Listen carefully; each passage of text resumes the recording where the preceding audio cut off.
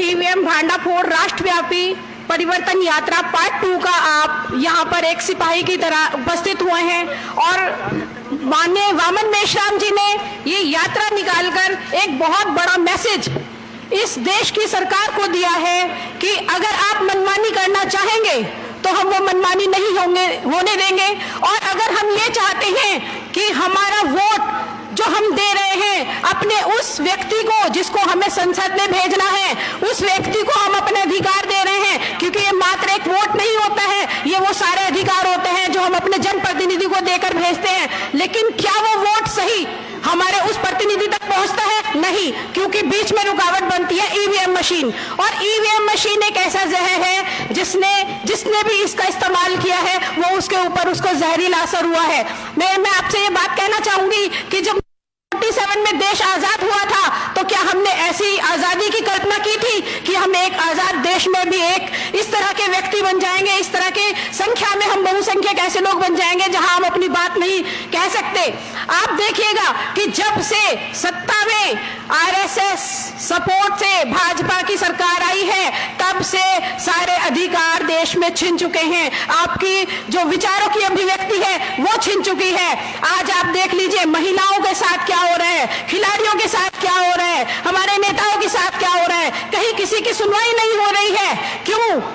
क्योंकि हमारे ऊपर एक ऐसी सरकार मुसल्लत है जिसने कि हमारे सारे अधिकारों का हनन किया है, और ईवीएम एक ऐसी मशीन है जिससे कि ये साबित नहीं होता कि जो वोट हमने डाला है कि वोट उसी को मिला है।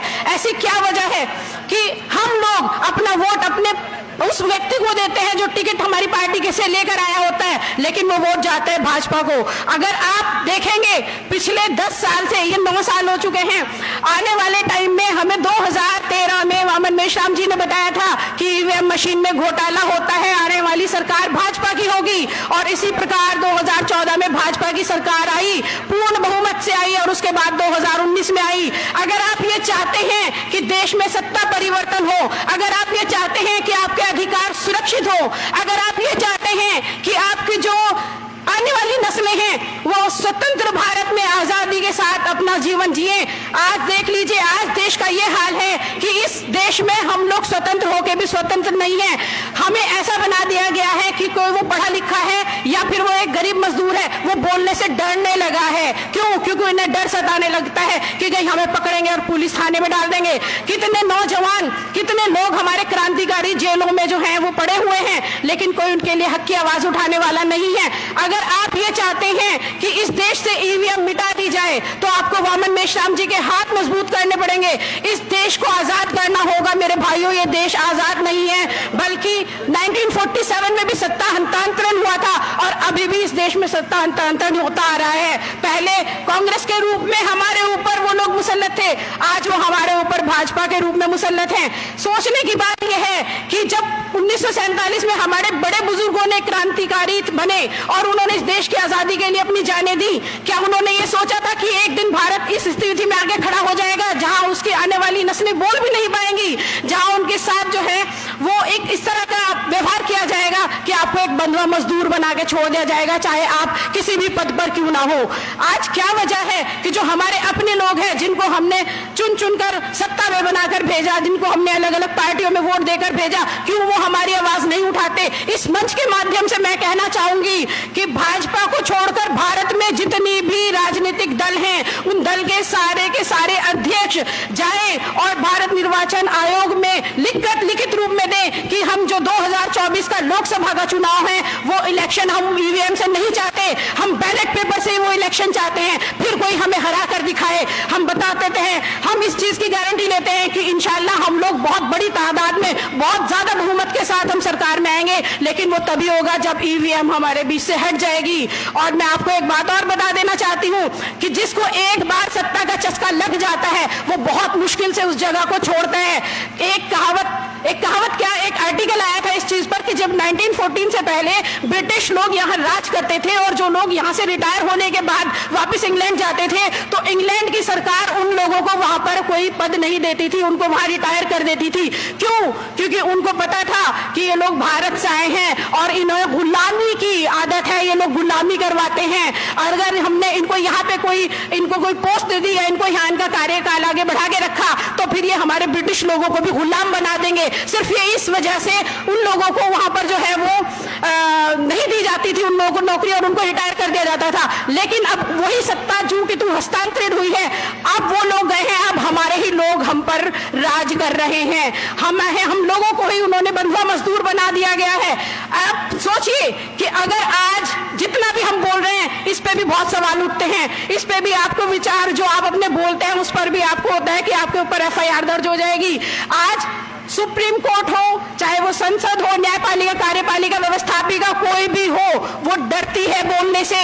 सब बंधुआ मजदूर हो गए हैं। आपको वो दिखाया जाता है जो वो दिखाना चाहते हैं, आपको वो सुनाया जाता है जो वो सुनाना चाहते हैं। आपको सच्चाई अगर देखनी है, इस अंधेरे में अगर आपको रोशनी की किरण कोई दिखा रहा है तो वो वामन मेश्राम जी हैं। और वामन मेश्राम जी के इस लड़ाई में इस मशाल, एक मशाल से हजारों मशाल आपको जलानी पड़ेगी। और कन्याकुमारी से जो यात्रा शुरू हुई है, ये यात्रा इस बात का सबूत बनेगी, ये एक मील का पत्थर साबित होगी। मैं ये तो नहीं कहती कि अचानक इसके रिजल्ट आपको मिलेंगे, लेकिन आने वाले टाइम में इंशाअल्लाह ये देश असलियत में आजाद होगा।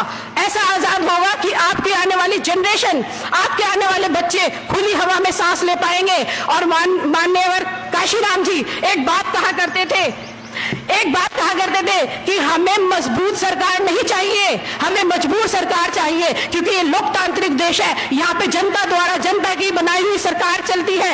और अगर एक मजबूर सरकार होगी, अगर वो जनता के हित में फैसले नहीं करेगी तो हम उस सरकार को उखाड़ फेंकेंगे। लेकिन अगर कोई मजबूत सरकार बनेगी तो वो सरकार निरंकुश हो जाएगी। जिस प्रकार आज आपके सामने उदाहरण के रूप में भारत की सरकार है, वो निरंकुश हो चुकी है, वो हर जगह, हर क्षेत्र में उसने अपने आप को इतना ज्यादा स्थापित कर लिया कि वो तो इतने बड़े बड़े आगे के वो बना के बैठे हैं प्लानिंग कि उन्हें आगे 25 साल तक और राज करना है। किस चीज से वो राज करेंगे, कैसे वो राज करेंगे? ईवीएम के थ्रू राज करेंगे। मेरे भाइयों, आपने सुना होगा कि अलाउद्दीन के पास एक चिराग होता था जिसको मालिक जब भेजता था तो उसमें से जिन निकलता था, और वो जिन कहता था जो हुक्म मेरे मालिक आपका, मैं वो काम करूंगा। इसी प्रकार जिसके हाथ में आज ईवीएम है, उस ईवीएम मशीन में से हर 5 साल में एक भूत निकलता है, और जो वो मालिक चाहता है वो करता है। ईवीएम मशीन जब जब इस्तेमाल होगी तब तब उसमें से वो भूत निकलेगा और सत्ता उन्हीं की आएगी। तो इससे पहले यह है कि वो फिर से हमारे सर पे मुसल्लत हो, आपको उस चिराग को, यानी उस ईवीएम मशीन को तोड़ के फेंकना होगा और अपने आप को एक स्वतंत्र भारत के लिए, आजादी की लड़ाई का एक अपने आप को सिपाही बनाना होगा। मेरे भाइयों, आपको मेरी बात अगर समझ में आई है तो मैं आपको फिर यही कहूंगी कि अपने लिए नहीं, आज के लिए नहीं, आने वाले भविष्य के लिए, अपने देश के संविधान के लिए, अपने देश की लोकतंत्र प्रणाली को बचाने के लिए, जो कि बाबा साहब भीमराव अंबेडकर का दिया हुआ बहुत बड़ा एक हमारे ऊपर एक उपहार भी है और एक हमारे ऊपर एहसान भी है उनका। लेकिन क्या हमने, उन्होंने जो कुर्बानियां दी अपने परिवार को खोकर, जो उन्होंने कुर्बानियां दी, क्या हम उन्हें ऐसे जाया जाने देंगे? क्या इसलिए देश आजाद हुआ था? क्या हमारे पुरखों ने इसीलिए ये आजादी ली थी कि हम उस तरह से धीरे धीरे, हमें पता ही नहीं चला कि हम कब में को हमें कैद कर लिया गया, कब में को हमारे अधिकारों को खींच लिया गया, खत्म कर लिया गया। और मैं एक बात और कहना चाहूंगी, ये बहुत बड़ा सवाल है। आज हम मूल निवासी, आज हम बहुजन समाज के लोग यहाँ पर हैं। मैं देख रही थी जब नई संसद का उद्घाटन हो रहा था तो मैंने देखा कि माननीय हमारे मोदी जी ने जो है वो गांधी जी की प्रतिमा का अनावरण किया। क्यों उस नई संसद में बाबा साहब भीमराव अंबेडकर की प्रतिमा नहीं लगाई गई? क्यों नहीं लगाई गई और किसी ने आवाज क्यों नहीं उठाई? सिर्फ एक मात्र चित्र लगाकर, एक फोटो लगाकर बाबा साहब का इतिश्री कर ली गई। ये संसद किसकी वजह से है? ये लोकतंत्र किसकी वजह से है? ये संविधान किसकी वजह से है? ये सिर्फ बाबा साहब भीमराव अंबेडकर की वजह से है। दूसरी दुनिया में विदेशी मुल्क हमारे बाबा साहब की प्रतिमा लगाकर अपने आप को गौरवान्वित महसूस करते हैं, और हमारा देश, जिस देश का एक पवित्र हमारा जो संविधान है वो बाबा साहब ने लिखा, उस संविधान के निर्माता की वहां जगह नहीं दी गई। ये बहुत शर्म की बात है। ये उनके लिए नहीं, इसके जिम्मेदार हम हैं, क्योंकि हम आवाज नहीं उठा रहे हैं। और अभी तक मैंने शायद कोई आवाज सुनी भी नहीं कि किसी ने आवाज उठाई हो कि बाबा साहब भीमराव अंबेडकर की प्रतिमा उस नई संसद में लगाई जाए। क्यों? क्योंकि वो मात्र बाबा साहब भीमराव अंबेडकर नहीं है, वो 85% लोगों की एक रोल मॉडल है, जिनको देखकर इंसान अपने आजादी के लिए, अपने देश के भविष्य के लिए, अपने बच्चों के भविष्य की ओर देखता है। अगर इसी तरह से ईवीएम के द्वारा इलेक्शन होता रहा तो संविधान खत्म हो जाएगा। और आपको मैं बता दूं कि अभी भी उन्होंने अपने जो संसद में भाषण दिया था मोदी जी ने, उसमें उन्होंने कहा था कि आने वाले 25 साल साल तक जितने भी नए कानून बनेंगे वो आपके लिए बनेंगे। इसका मतलब आपने गारंटी है कि आप 25 साल तक इस सरकार में बने रहेंगे?